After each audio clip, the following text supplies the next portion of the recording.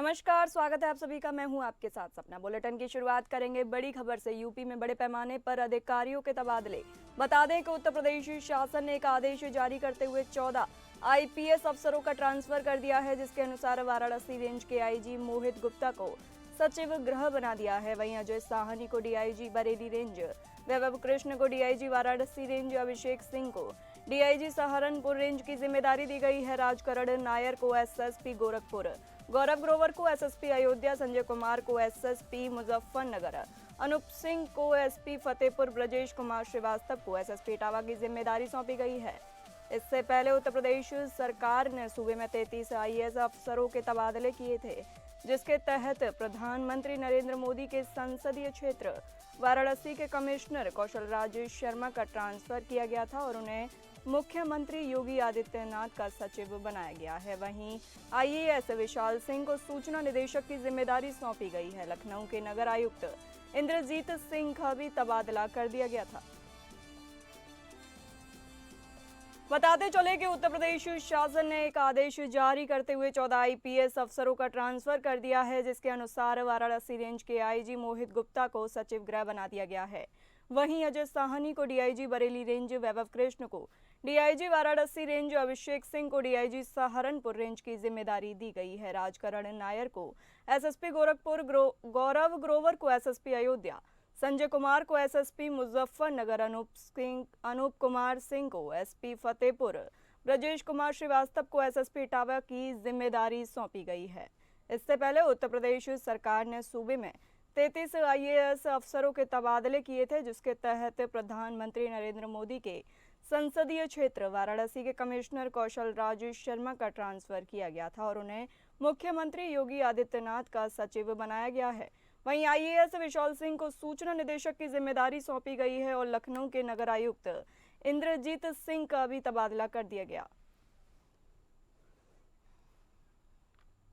इसी के साथ ही हमारे विशेष संवाददाता आनंद सिंह हमसे जुड़े हुए हैं। आपसे जानेंगे, यूपी में बड़े पैमाने पर अधिकारियों के तबादले हुए हैं, क्या ये रूटीन तबादला है या इसके कोई मायने हैं? बिल्कुल सपना, देखिए ये एक रूटीन तबादले लगातार अब पिछले आप कई दिनों से देख रहे होंगे, चाहे वो आईएएस अफसर हो, चाहे आईपीएस हो या पीसीएस हो, लगातार तबादले सरकार कर रही है। और अमूमन ऐसा देखा जाता है कि जब बीच बीच में तबादलों की प्रक्रिया लगातार चलती रहती है और इसी क्रम में इन तबादलों को माना जा रहा है। अब बड़े पैमाने पर आप कह सकते हैं कि आईपीएस के तबादले इस बार किए गए हैं। जो बड़े बड़े जिले हैं, चाहे वो बनारस हो, चाहे वो अयोध्या हो, तमाम जगहों के जो आईपीएस अधिकारी हैं वो बदले गए हैं। किसी को जो आईजी तक के तबादले हुए हैं, डीआईजी के तबादले हुए हैं, तमाम तबादले इस बार किए गए। और एक ये सामान्य प्रक्रिया है जो सुचारू रूप से चलती रहती है और समय समय पर सरकार इसका अवलोकन करती रहती है। जी, बहुत बहुत धन्यवाद आनंद सिंह, ये जानकारी हमें देने के लिए।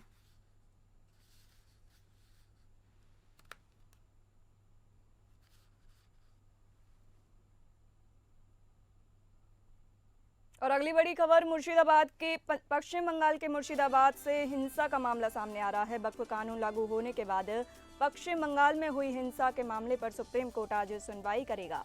याचिकाकर्ता रंजना अग्निहोत्री की याचिका में मांग है कि 3 रिटायर्ड जजों की अध्यक्षता में जांच कमेटी बनाई जाए। फैक्ट फाइंडिंग कमेटी पश्चिम बंगाल भेजी जाए। अर्धसैनिक बलों की तत्काल तैनाती हो। अनुच्छेद 355 के तहत राज्यपाल से राज्य की स्थिति पर रिपोर्ट मांगी जाए और हिंसा के बाद असम पलायन पर कर गए हिंदू परिवारों के बारे में भी रिपोर्ट ली जाए।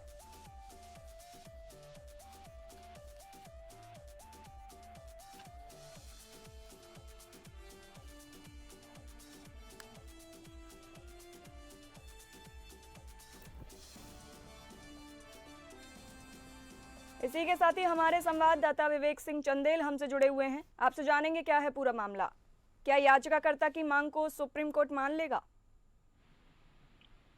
ये सवाल जो आपका है वो बहुत जल्दी का है। दरअसल ये याचिका दाखिल की गई है रंजना अग्निहोत्री की तरफ से और ये कहा गया है क्योंकि जो उनके वकील है विष्णु शंकर जैन, उन्होंने जब भी इस मामले में 3 रिटायर्ड जजेस की एक कमेटी बनाने की मांग की, तो अब कोर्ट के सामने जब ये मामला आएगा, कोर्ट को ये लगेगा कि इस मामले में जो उनकी मांग है और जितनी भी मांगे गई, क्योंकि सिर्फ एक मांग नहीं है कि 3 जजेस कमेटी, रिटायर्ड जजेस की कमेटी बनाई जाए, बल्कि जो ये जो वहां पे अर्धसैनिक बलों की तैनाती है और राज्यपाल शासन लगाने की मांग की गई है। इसके साथ हिंसा के बाद जो लोगों का पलायन हो गया है उनको उनके बारे में रिपोर्ट और उनके लिए कुछ किए जाने की बात की। तो चार पांच मांगे हैं। अब सुप्रीम कोर्ट के सामने अगर ये अनुच्छेद 32 के तहत अगर ये याचिका दाखिल की गई है और एक इसमें मांग की गई है कि वहाँ की जो स्थिति है उसको देखते हुए वहाँ राज्यपाल शासन लगाया जाए, जो घटना हुई उसकी 3 रिटायर्ड जजेस कमेटी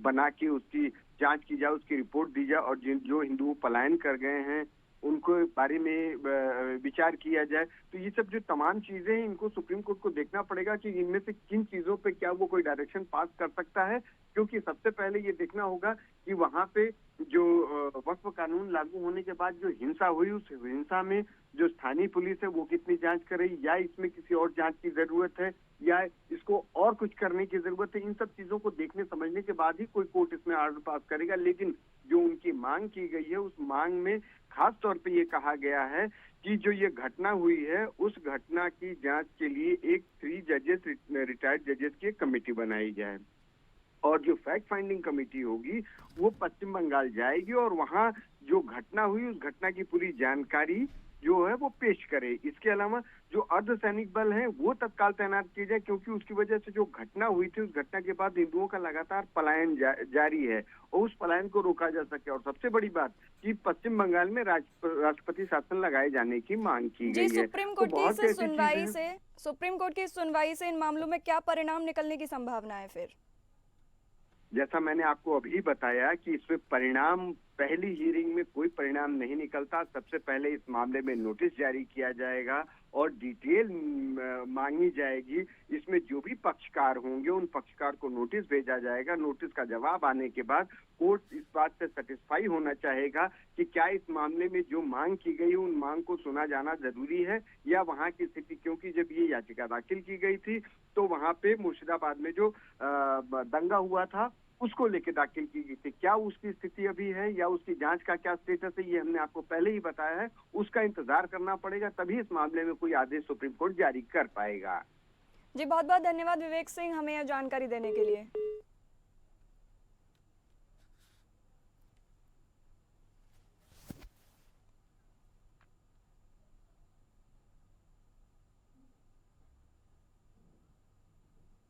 अमरोहा से बड़ी खबर क्रिकेटर शमी को लेकर खबर आ रही है। बता दें उत्तर प्रदेश के जनपद अमरोहा निवासी भारतीय क्रिकेटर तेज गेंदबाज मोहम्मद शमी को धमकी दी गई है।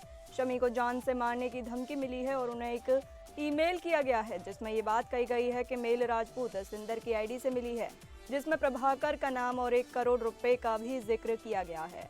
इस खबर से अचानक सनसनी फैल गई है। शमी इस वक्त आईपीएल में सनराइजर्स की टीम का हिस्सा हैं।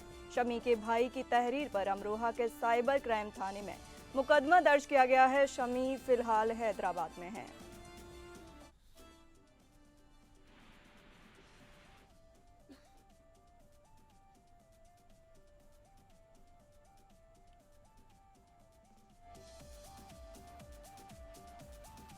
इसी के साथ ही हमारे संवाददाता संजय कुमार हमसे जुड़े हुए हैं। संजय, आपसे जानेंगे क्या है पूरा मामला। देखिए सपना, मैं आपको बता दूं यह पूरा मामला उस वक्त शुरू हो गया रविवार की बीती रात को, जब मोहम्मद शमी जो भारत के तेज गेंदबाज है उनकी मेल आईडी पर एक मेल आता है और उसमें कहा जाता है कि 1 करोड़ रुपए देना होगा और अगर नहीं दोगे तो आपको जान से मार दिया जाएगा। मेल जो आया है वो राजपूत सिंदर जो आईडी है उसके नाम से चलाई जा रही है, उस आईडी से मेल आया है और तभी मोहम्मद शमी के जो भाई हैं हसीब अहमद, उन्होंने तुरंत साइबर क्राइम थाने में मुकदमा दर्ज भी करा दिया है और पुलिस सारे मामले की गहनता से जांच कर रही है। मगर फिलहाल अभी तक वो सामने नहीं आया है जिसने फिरौती की मांग की है। फिलहाल मेल आईडी का पता चल गया है और पुलिस इस पूरे प्रकरण की जांच में जुटी हुई है। वहीं जिसमें प्रभाकर का भी नाम उस मेल आईडी में आया था और 1 करोड़ रुपए लेने की बात भी उस मेल आईडी में खोली गई थी। जी, बहुत बहुत धन्यवाद संजय कुमार हमें यह जानकारी देने के लिए।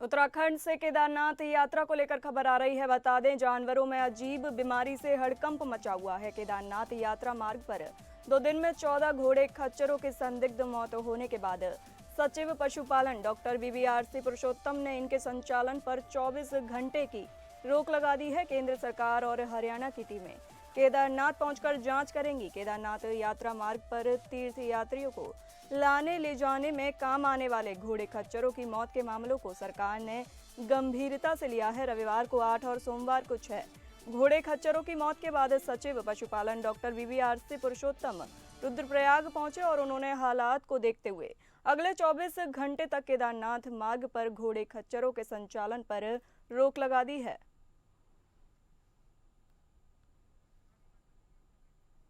इसी के साथ ही हमारे संवाददाता सतीश कोठारी हमसे जुड़े हुए हैं। आपसे जानेंगे, ये अजीब मामला देखने को मिला है, इससे क्या खबर जुड़ी मिली है, आपके पास क्या जानकारी है? देखिए, मैं बात करूं तो चार धाम यात्रा में घोड़े खच्चरों की बीमारी की बात जो है यात्रा शुरू होने से पहले आ गई थी। इसमें शुरुआती दौर में लगभग 12 घोड़ों को जो है ये इन्फ्लुएंजा करके कोई बीमारी है वो देखी गई थी। तो वो जो है यात्रा शुरू होने से पहले लगभग 12 घोड़ों में पाई गई थी।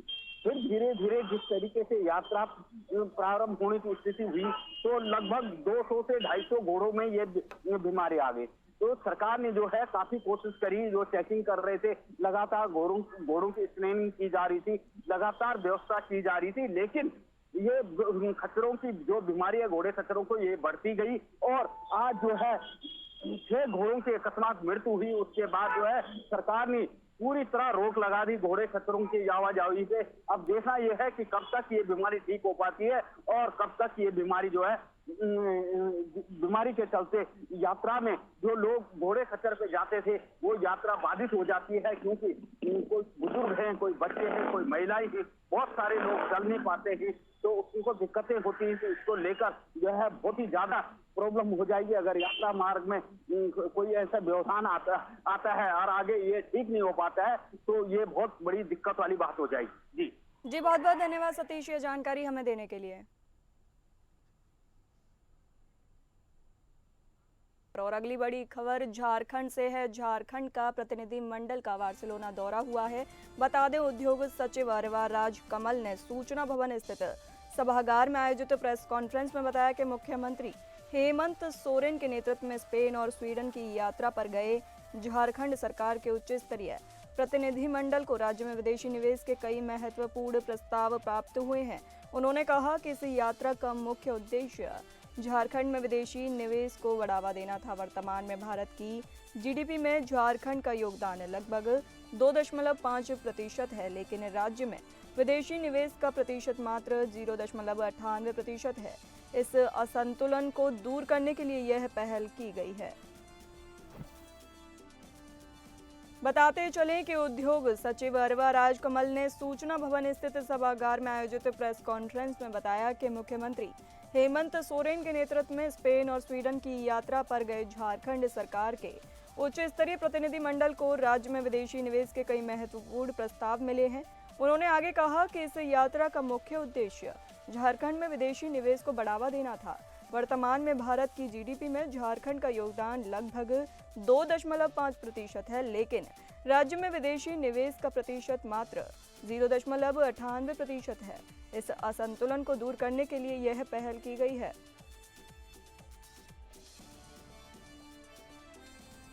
और इसी के साथ ही हमारे ब्यूरो हेड अजय सिंह हमसे जुड़े हैं। आपसे जानेंगे इस यात्रा का मुख्य उद्देश्य क्या है।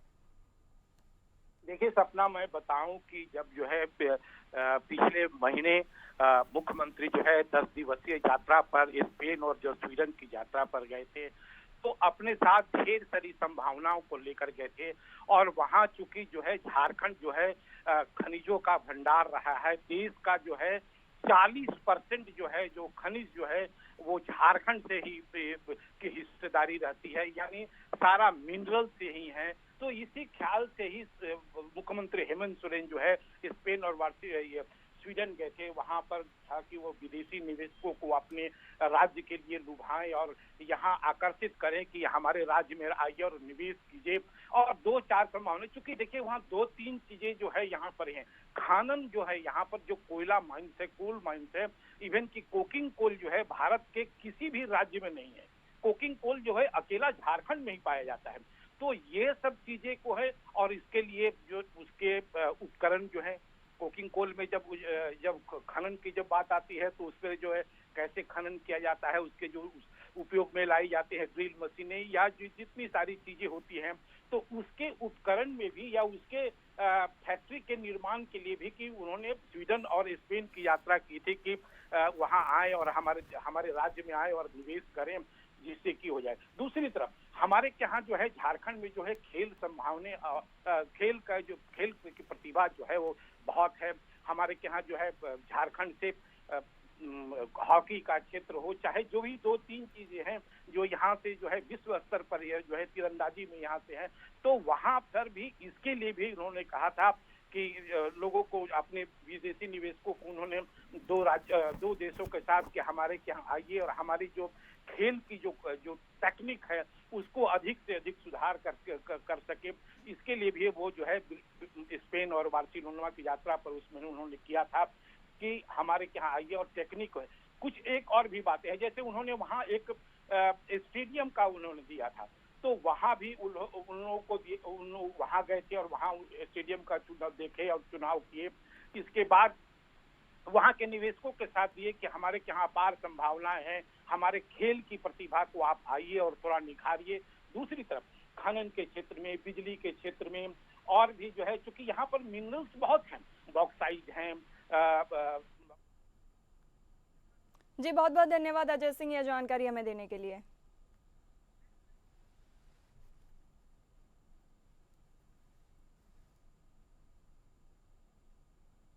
जम्मू कश्मीर से बड़ी खबर आ रही है। पाकिस्तान की नापाक हरकत जारी है। बता दें, पाकिस्तानी सेना अपनी हरकतों से बाजू नहीं आ रही। 5 और 6 मई की रात में पाकिस्तानी सेना ने बॉर्डर पर फिर से सीज फायर तोड़ा है। पहलगाम हमले के बाद लगातार 12वें दिन जम्मू कश्मीर में पाकिस्तान ने सीज फायर का उल्लंघन किया है। जम्मू कश्मीर के कुपवाड़ा, बारामूला, पूंछ, राजौरी, मेडर, नौशेरा, सुंदरबनी और अखनूर के आसपास के इलाकों में नियंत्रण रेखा के पार चौकियों से बिना उकसावे के छोटे हथियारों से गोलीबारी की है। भारतीय सेना ने भी उचित तरीके से जवाब दिया है। जम्मू कश्मीर में पाकिस्तान ने सीज फायर का उल्लंघन किया है।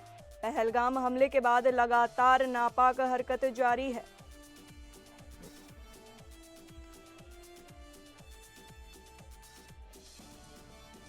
बताते चलें कि पाकिस्तानी सेना अपनी हरकतों से बाजू नहीं आ रही। 5 और 6 मई की रात में पाकिस्तानी सेना ने बॉर्डर पर फिर से सीज फायर तोड़ दिया है। पहलगाम हमले के बाद लगातार 12वें दिन जम्मू कश्मीर में पाकिस्तान ने सीज फायर का उल्लंघन किया है। जम्मू कश्मीर के कुपवाड़ा, बारामूला, पूंछ, राजौरी, मेंढर, नौशेरा, सुंदरबनी और अखनूर के आसपास के इलाकों में नियंत्रण रेखा के पार चौकियों से बिना उकसावे के छोटे हथियारों से गोलीबारी की।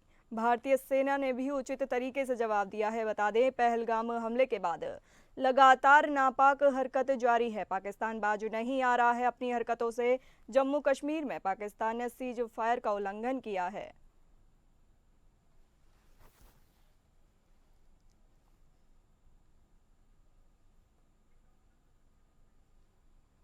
इसी के साथ ही हमारे संवाददाता शेख दाऊद हमसे जुड़े हैं। आपसे जानेंगे क्या हालात हैं। पाकिस्तान बार बार एलओसी पर सीज फायर का उल्लंघन करने के दुस्साहस कैसे कर रहा है? बिल्कुल सपना, आपको मैं बताता चलूं कि जिस तरह जम्मू कश्मीर में पहलगाम में ये जो अटैक हुआ उसके बाद जबरदस्त तनाज है पाकिस्तान और हिंदुस्तान के दरमियान। खासकर अगर हम एलओसी बॉर्डरों की बात करें तो लगातार पाकिस्तान की तरफ से जो सीज फायर का जो उल्लंघन है लगातार हो रही है। आज 12वां दिन भी पाकिस्तान ने एक भारत के पोस्टों पे अटैक किया है और उसके बावजूद भी हिंदुस्तान वापस जवाब दे रहा है। बट अभी तक किसी जानी या माली का कोई नुकसान नहीं है और सिक्योरिटी हर जगह पे तैनात है। चप्पे चप्पे पे चेकिंग चल रहा है और जितने भी जो बॉर्डर एरिया है वहाँ पे सिक्योरिटी तैनात की गई है। किसी किस्म का कोई अगर पाकिस्तान ने कोई अटैक किया तो उसके लिए जो हिंदुस्तानी फौज है वो बिल्कुल रेडी है। जी सपना, बहुत बहुत धन्यवाद शेख दाऊद हमें ये जानकारी देने के लिए।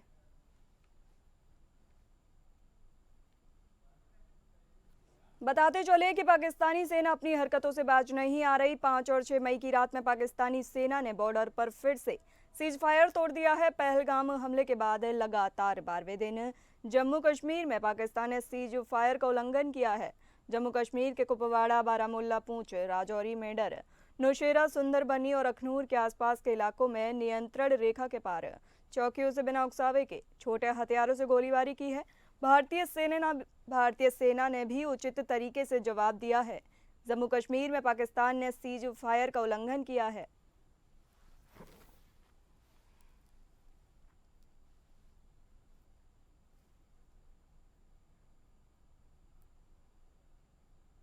बड़ी खबर सामने आ रही है। जम्मू कश्मीर में पाकिस्तान और भारत के बीच तनाव बरकरार है। बॉर्डर पर तनाव के बीच केंद्रीय गृह मंत्रालय का बड़ा फैसला आया है। गृह मंत्रालय ने जारी किए गए कई राज्यों को मॉक ड्रिल का निर्देश भी दिया है। बता दें, बॉर्डर पर तनाव है बरकरार। पाकिस्तान और भारत के बीच लगातार तनाव जारी है। गृह मंत्रालय ने कई निर्देशों जारी किए हैं मॉक ड्रिल जारी करने के।